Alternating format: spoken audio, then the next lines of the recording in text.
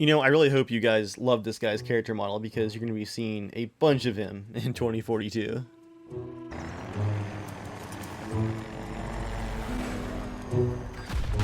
Stop them, they'll take every sector. Ooh. I have no idea if those are enemies or teammates. He's trying to revive me. As you guys have probably seen over my coverage of the recent Battlefield 2042 open beta, I had quite a bit of fun in the game. Actually, a lot more fun than I was expecting to in the base game. With that initial coverage complete though, I want to provide a more balanced account of what we saw in the beta and some pretty serious issues that I've seen, and not just the usual open beta shenanigans like planes teleporting and missing features and missing weapons, all that usual stuff. I'm talking about some very strange and broad-reaching design decisions that DICE has made with this game that aren't going to be able to be fixed in a quick post-launch patch. Yes, Battlefield 2042 at its core is most definitely a Battlefield game, and the core gameplay loop is actually a lot of fun. Still though, 2042 has lost a little bit of its Battlefield soul. As you guys have probably guessed, I am talking about the Specialists and the removal of the classic Battlefield class system. Like the title of the video says, there's some irony here in the fact that DICE has decided to introduce Specialists, making your character special and unique, but with 128 players, this really means that no one is special and unique anymore. And beyond the surface issues of only having 10 characters at launch and only 4 in the beta for 128 players to pick from, there's some deeper issues with the Specialist system that's affecting team play, player visibility, and overall player satisfaction with the game. Here's a quick overview of how Battlefield has traditionally dealt with your infantry in the game. In Battlefield, your ground troops are classified into classes. They're specialists, ironically, designed to do one thing really well with other areas of weakness. As an example, an engineer fights vehicles with his rocket launcher or explosives, and generally has less capable infantry weapons like submachine guns. There's a give and a take there, and while older titles in the Battlefield franchise from, say, 2005 with Battlefield 2 had more classes, the idea remains the same throughout the entire history of the franchise. Before you hit that deploy screen and deploy on the objective or in your squad mate, you have to go into the battle with an idea of what you're going to do for this spawn. What does your team need? Do you need a medic to keep your teammates alive, get those revives in rush mode, and keep your teammates attacking the objective? Or are you playing Conquest and the jets are just out of control and you need some anti-air? It's a simple but enjoyable give and take system that's been refined just a bit from title to title in the Battlefield franchise history. Modern Battlefield games have generally had 4 classes: Assault, Medic, Engineer or Support, and Recon or Sniper.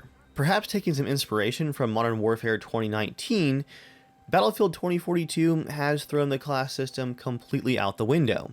You now play as individual character specialists, and yes, the general consensus is that's also going to be because of monetization, because you can sell unlocks and battle passes to get new characters throughout the game's lifecycle, and you can also sell customization and skins for the characters already in the game. Now, depending on how this was going to be implemented, it might not have been such a big deal.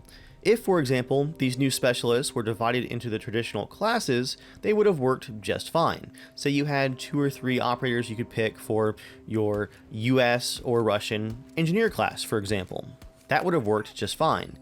Instead, to my surprise, and to the surprise of quite a lot of the community, you can actually play as any operator with any loadout that you want with no consequences in 2042 as it stands here at the open beta.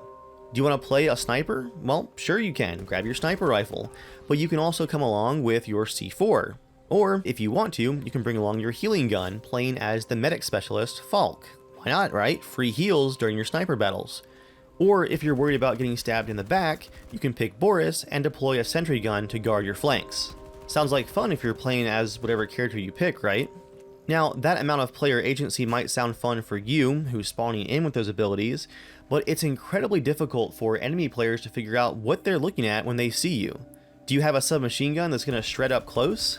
Do you have a DMR and you can engage at rapid fire mid-distance battles? Because only the specialist's individual unique abilities like the turret or the healing syringe are unique and locked to that particular operator, it can be very difficult for enemy players to figure out what they're looking at as they head into a fight, which has been a core tenet of the Battlefield classes for all the previous titles, even down to DICE not wanting to add customization to the game for a long time because they were worried about keeping the player characters recognizable, even just their silhouettes, so that enemy players can engage in a firefight with a little bit of intel under their belt. By removing all weapon and loadout limitations for the specialist, DICE has tossed out literally decades of their own game design. And again, these are design components for their games that they have really doubled down on in previous titles, only to seemingly change direction here in 2042. The problem gets even worse when you go back to the problem that I mentioned earlier. You now have 128 players on the map, and with only 10 specialists for both factions, everyone could be anyone. A Boris could be a teammate, a squad mate, an enemy, or a pilot. You have no idea who people are without the HUD telling you, oh, blue dot friendly, red dot enemy. Classes, abilities, weapons, even your faction is not clear to anybody playing the game anymore. You're completely dependent on the HUD, the user interface, to tell you how to play the game and who to shoot and who not to shoot. That's not a great design, guys. And again, that's not an issue that can be solved with a quick patch to balance things out or add more things to the HUD after launch. That's a core design of the game, these specialists, the same for all factions, and that's not going to be changed easily. At its core, the Battlefield franchise is about, well, large-scale battles, and you shouldn't have to rely on your user interface to tell you who the enemy is. When you're having these battles with over 100 players on a server, you should be able to visually identify who is who at a quick glance.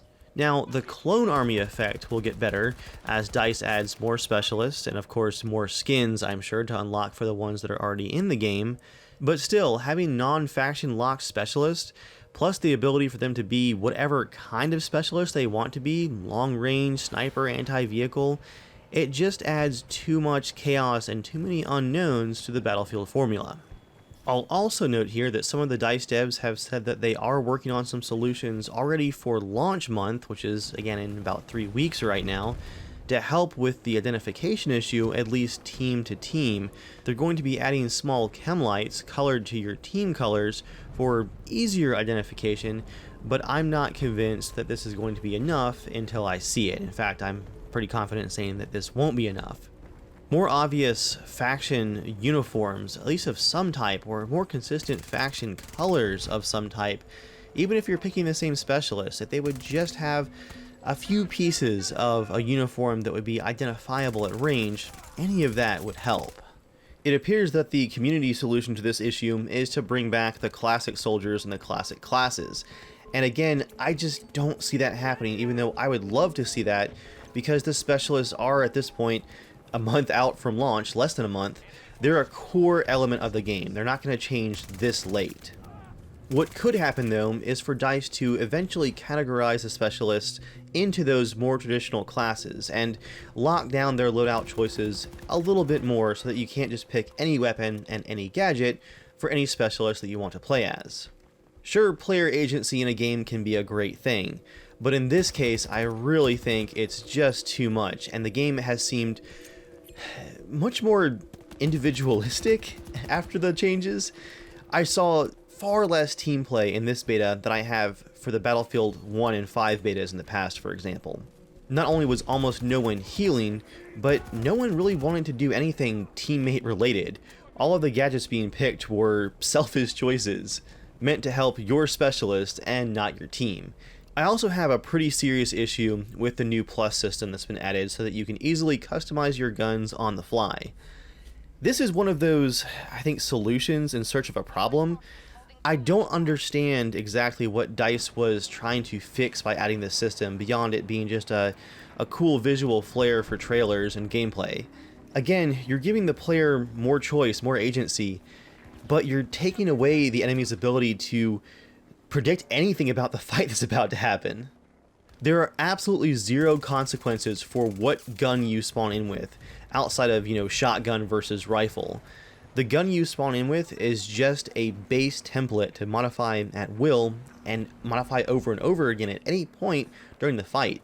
You can slap that red dot on top of your AR and get into close quarters building clearing combat, and then see a sniper glint on the next hill and hide behind a barrel real quick to put on a long range scope and go into single shot mode and counter snipe the sniper with your assault rifle that's now basically a DMR.